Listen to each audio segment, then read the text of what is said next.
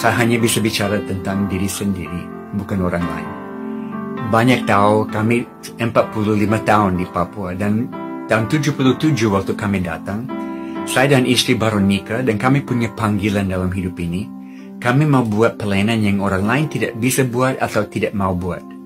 Kalau orang lain bisa, silakan. Kami mau cari pelayanan yang orang lain tidak mau. Itu yang bawa kami ke Papua, Irian Jaya, dan ke suku yang paling terisolir, paling terkebelakang.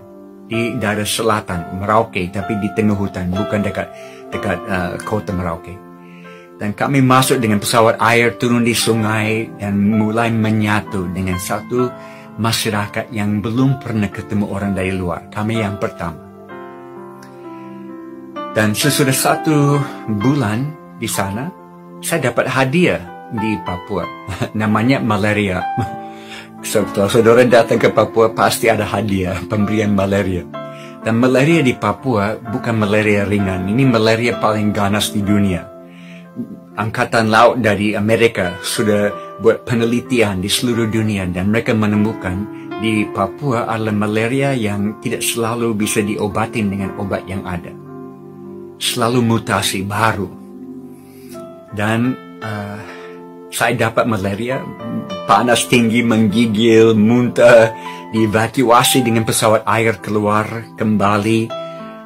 2 minggu lagi, malaria lagi. Dievakuasi keluar, sembuh kembali, malaria lagi. Setiap bulan malaria, 1 tahun, 2 tahun, 3 tahun, malaria terus. Saya tanya Tuhan, kenapa saya dapat malaria? Apakah saya punya panggilan untuk sakit? Karena saudara, saya tidak punya teologi penderitaan. Saya punya teologi kemakmuran yang Amerika sudah bawa ke Indonesia, maaf. Tapi teologi penderitaan saya tidak punya. Saya harus belajar itu di Indonesia. Di mana saya percaya Tuhan adalah Jehovah Rafa yang mau menyembuhkan.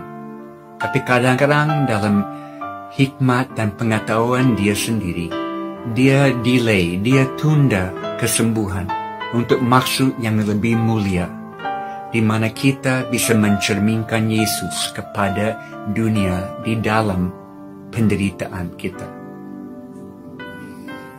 Dan saya dapat malaria terus sampai tahun ketiga ada terobosan dan banyak orang bertobat di suku kami, sampai menjadi kegerakan 80% suku ini percaya Yesus. Beberapa tahun kemudian saya di satu rumah tradisional, kami duduk keliling api, bakar sagu, omong-omong. Dan ada satu bapak tanya saya, Jim, masih ingat tahun-tahun pertama waktu selalu sakit? Oh ya, saya ingat, tidak bisa lupa. Kami lihat Jim jatuh sakit, dibawa keluar, kami pikir dia tidak akan kembali. Tapi kembali lagi. Jatuh sakit lagi, dibawa keluar, kami pikir dia tidak akan kembali. Tapi kembali lagi.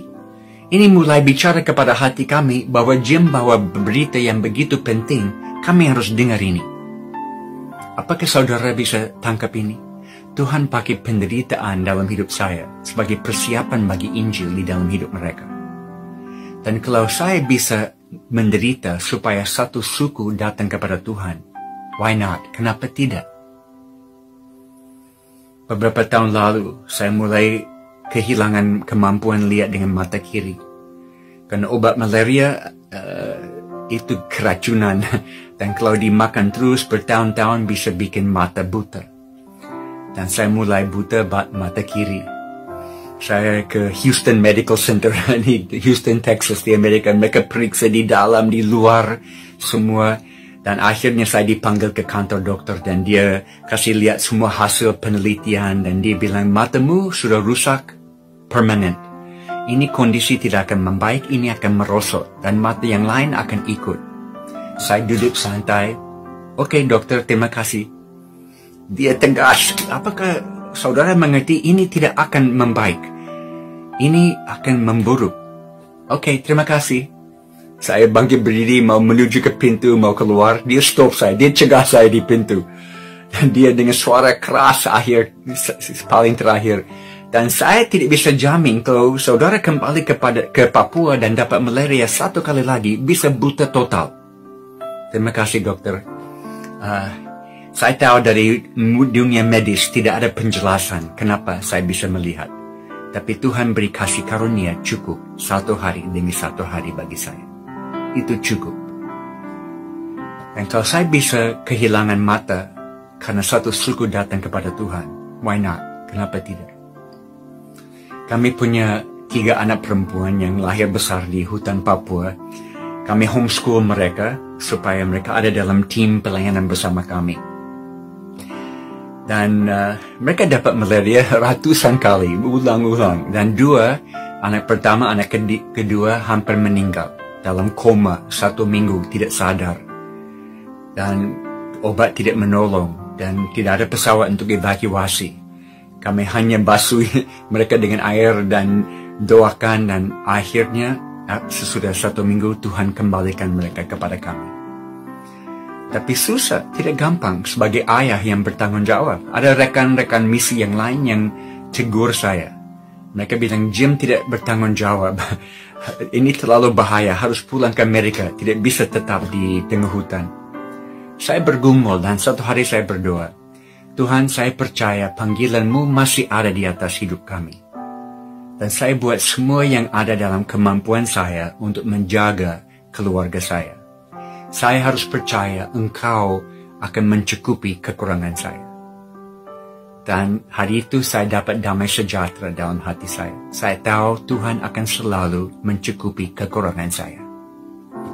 Dan kalau saudara ketemu anak-anak saya, mereka sangat senang. Mereka besar di hutan Papua. Mereka tidak rasa kekurangan sedikit pun. Mereka rasa mereka anak-anak yang paling kaya di dunia. Dan mereka semua keluar kuliah dan masuk profesi bidang masing-masing. Dan mereka teruskan misi Tuhan dalam hidup mereka lewat bidang yang mereka pilih. Seperti Amy, anak pertama. Yang waktu di hutan dia bantu mama di klinik. Dia umur 12 tahun, dia bisa bantu ibu-ibu melahirkan. Umur 12 tahun, dia bisa jahit kulit yang terbelah dari perang suku. Umur 12 tahun, dia bisa pasang tulang yang patah. Akhirnya dia ikut kuliah medis di Amerika supaya dia bisa dapat teori yang sesuai dengan praktik yang dia sudah tahu. Dan dia kembali dan sekarang di kota di mana kami tinggal di Sentani, dia buka klinik kesehatan. Di mana banyak orang datang dan tubuh dijamah Tuhan dan rohnya dijamah Tuhan.